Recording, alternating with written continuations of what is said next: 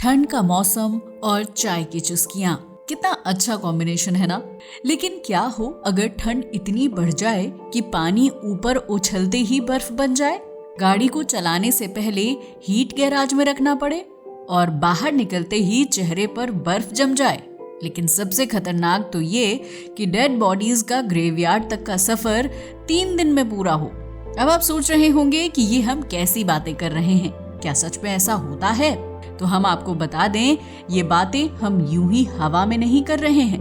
असल में एंटार्क्टिका, जिसे सबसे कोल्ड प्लेस माना जाता है, उससे बाहर भी एक ऐसा गांव है जहां टेम्परेचर -58 डिग्री तक रहता है और जहां जीने के लिए इंसान को हर रोज एक नई अग्नि परीक्षा देनी पड़ती है। अब आप सोच रहे हैं, आखिर ये कौन सी जगह है और यहाँ रहने वाले लोगों को क्या क्या झेलना पड़ता है, साथ ही ये कैसे अपनी जिंदगी जीते हैं, हम सब बताएंगे। लेकिन उससे पहले अगर आप हमारे चैनल पर नए हैं तो वीडियो को लाइक करके हमारे चैनल को सब्सक्राइब करना ना भूलें। आइए शुरू करते हैं। हम जिस कोल्ड प्लेस के बारे में बातें कर रहे हैं वो है रूस का ओमियाकॉन विलेज। हालांकि वैसे तो साइबेरिया स्टेट के याकुत्स्क शहर को दुनिया की सबसे कोल्ड सिटी माना जाता है, लेकिन ओमियाकॉन विलेज इससे भी ज्यादा ठंडा है। जहां पर रहना तो दूर, यहाँ के लोगों के स्ट्रगल को जानकर आपकी रूह कांप जाएगी। हाँ, इसके बारे में भी सारी बातें होंगी, मगर ओमियाकॉन के लोगों का स्ट्रगल जानने से पहले आपको दुनिया की सबसे ठंडी जगह ओमियाकॉन के बारे में जान लेना चाहिए। असल में ओमियाकॉन रशिया के साइबेरिया में लोकेटेड एक गांव है, जिसे अंटार्कटिका के बाहर दुनिया की सबसे ठंडी जगह माना जाता है। ऐसा इसलिए क्योंकि यहाँ एवरेज तापमान -50 डिग्री के आसपास रहता है। और इतना ही नहीं, साल 1924 में तो इस जगह का तापमान -71.2 डिग्री सेल्सियस तक रिकॉर्ड किया गया। वैसे ओमियाकॉन मॉस्को यानी कि रूस की राजधानी से ईस्ट में 9155 किलोमीटर की दूरी पर साइबेरिया की बर्फीली वादियों में बसा हुआ एक छोटा सा गांव है, जहां पर मुश्किल से 800 के आसपास लोग ही रहते हैं। ऐसा इसलिए क्योंकि यहाँ इतनी ज्यादा ठंड है कि नल से पानी तो आप भूल ही जाइए। यहाँ पर अगर आप पानी को हवा में उछालेंगे तो ये पानी पल भर में बर्फ बन जाएगा और पलक झपकते ही आपके हाथ में पानी नहीं बर्फ होगा।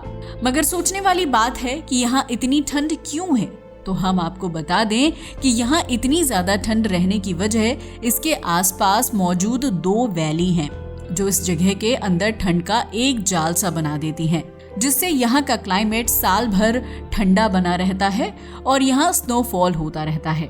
वैसे क्या आपने कभी सोचा है कि इस गांव का नाम ओमियाकॉन ही क्यों है और इसके नाम का रियल मीनिंग क्या है? वेल, इसके पीछे भी एक इंटरेस्टिंग स्टोरी है। असल में ओमियाकॉन विलेज का नाम यहाँ बहने वाली ओमियाकॉन नदी के नाम पर रखा गया है, जिसका मतलब होता है एक ऐसी जगह जहाँ पर पानी ना जमता हो। लेकिन यहाँ पर ये नाम बिल्कुल भी फिट नहीं बैठता है, क्योंकि ओमियाकॉन में पानी तो क्या, जिंदगी भी जम जाती है। ऐसा इसलिए क्योंकि यहाँ के लोगों को जीने के लिए हर रोज नई अग्नि परीक्षाओं से गुजरना पड़ता है, जिनमें सबसे पहली अग्नि परीक्षा होती है पानी की। जी हाँ, वही पानी जिसे आप घंटों शावर से बहाकर बर्बाद कर देते हैं। वैसे कितनी हैरानी की बात है ना कि जहां आप अपनी जरूरत से 5 से 6 गुना ज्यादा पानी यूं ही बर्बाद कर देते हैं, वहीं इस गांव में लोगों को अपनी पानी की प्राइमरी रिक्वायरमेंट के लिए भी इतनी तकलीफ उठानी पड़ती है। पानी इंसान की ऑक्सीजन के बाद दूसरी इम्पोर्टेंट जरूरत है और पानी के बिना इंसान जी नहीं सकता।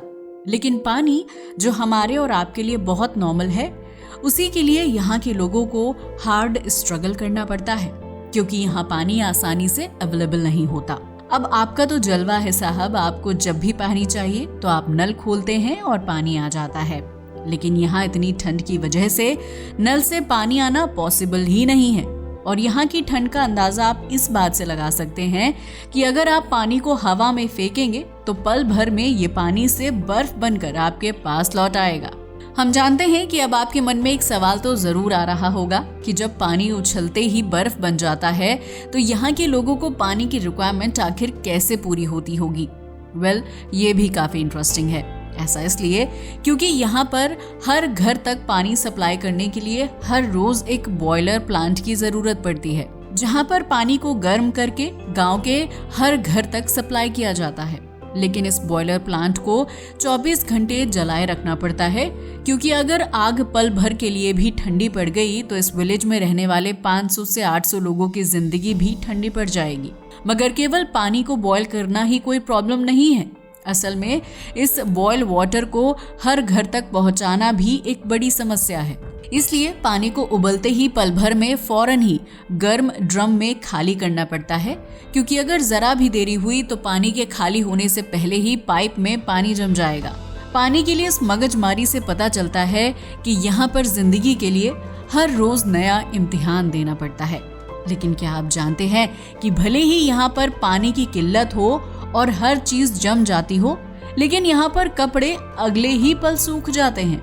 ऐसा इसलिए क्योंकि यहाँ धुले हुए कपड़ों का पानी तुरंत ही बर्फ बन जाता है और फिर बर्फ को झाड़कर आप उन्हें इस्तेमाल कर सकते हैं।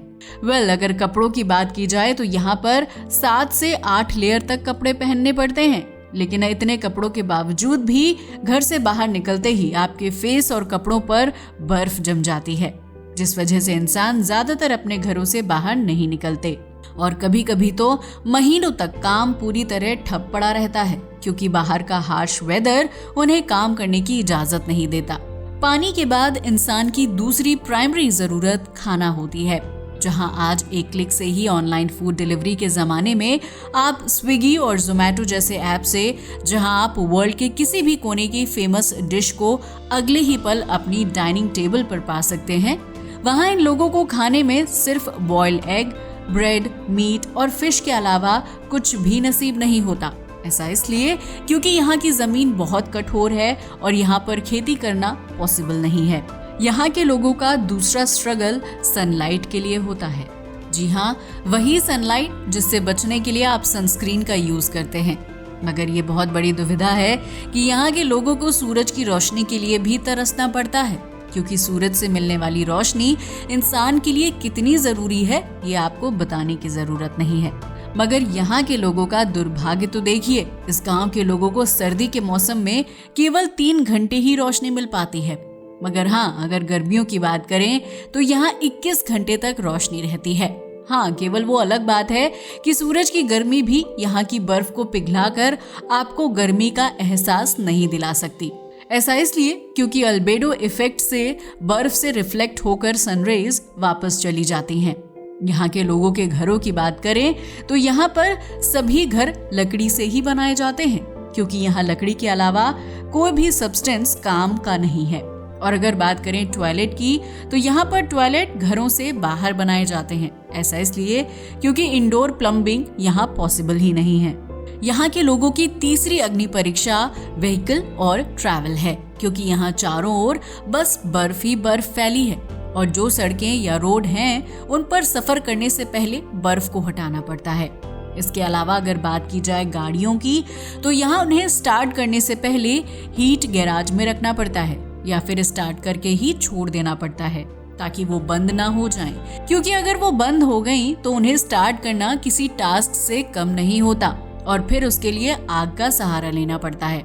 साथ ही जहां आज फोन और इलेक्ट्रॉनिक गैजेट हम लोगों की जिंदगी का अहम हिस्सा बन चुके हैं, वहीं इस गांव के लोगों के लिए ये भी यूजलेस हैं, क्योंकि ना तो यहाँ पर सिग्नल है और ना ही ऐसा भी किया जाना पॉसिबल है।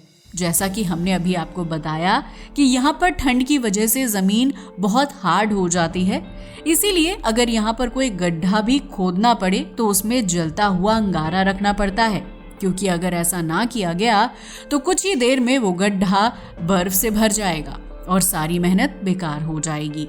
यही वजह है कि यहाँ मरने वाले को कब्र भी बहुत मुश्किल से नसीब होती है और डेड बॉडी को ग्रेवयार्ड तक जाने में 3 दिन का लंबा टाइम लग जाता है।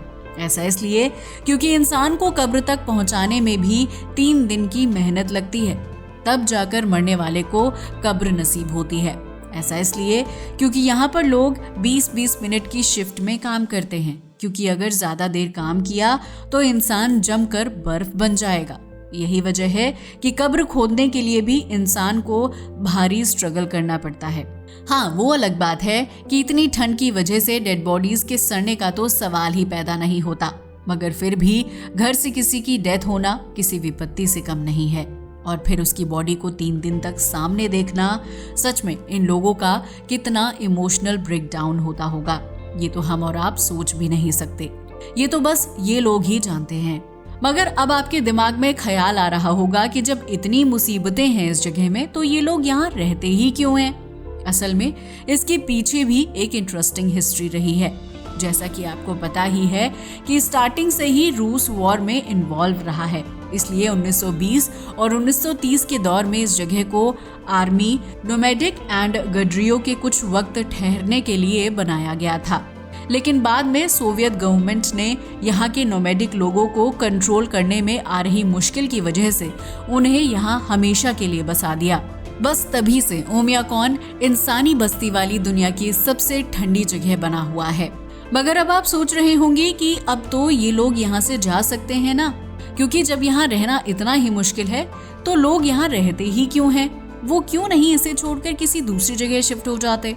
वेल, आपका सवाल अपनी जगह बिल्कुल सही है, लेकिन इंसान हो या जानवर, उसे अपने हैबिटेट से बहुत प्यार होता है, क्योंकि यहाँ उनके पुरखों की विरासत है। उनके पूर्वज यहीं जन्म लिए और मर गए, इसलिए उस जगह को छोड़ना इतना भी आसान नहीं होता। और दूसरा, शायद ये लोग बाहर के टेम्परेचर को एडॉप्ट भी नहीं कर पाएंगे, इसलिए वो अभी भी यहाँ पर हैं। मगर कुछ लोग जो एम्बिशियस थे और यहाँ से निकलना चाहते थे, वो निकल गए, इसलिए अब यहाँ पर 800 से भी कम लोग रहते हैं। तो ये तो हुई उन मुसीबतों की बात जो यहाँ के लोग फेस करते हैं। लेकिन क्या आपने सोचा है कि यहाँ के बच्चे स्कूल कैसे जाते होंगे, या फिर वो पढ़ाई ही नहीं करते होंगे? तो हम आपको बता दें कि ऐसा नहीं है कि यहाँ के बच्चे पढ़ाई नहीं करते। भले ही यहाँ इतनी ठंड रहती हो, मगर फिर भी बच्चे रोज स्कूल जाते हैं। लेकिन बच्चे स्कूल केवल तभी जाते हैं जब टेम्परेचर -52 डिग्री सेल्सियस से कम ना हो, और इन्हें स्कूल ले जाने की जिम्मेदारी यहाँ के बस ड्राइवर की है। इस स्कूल बस का इंजन फ्यूल फ्रिज प्रोटेक्टेड होता है। और आपको जानकर हैरानी होगी कि यहाँ पर केवल एक ही स्कूल है जिसमें 25 टीचर और लगभग 200 बच्चे होते हैं। तो आपको दुनिया के सबसे ठंडे गांव के बारे में जानकारी कैसी लगी, हमें कमेंट करके बताना ना भूलिएगा। साथ ही हमें बताइएगा कि अगर आपको कभी इस गांव में जाने का मौका मिले तो क्या आप वहां जाना चाहेंगे। तो ये थी हमारी आज की वीडियो। अगर आपको हमारा वीडियो अच्छा लगा हो तो इसे लाइक और हमारे चैनल को सब्सक्राइब करें। जय हिंद दोस्तों।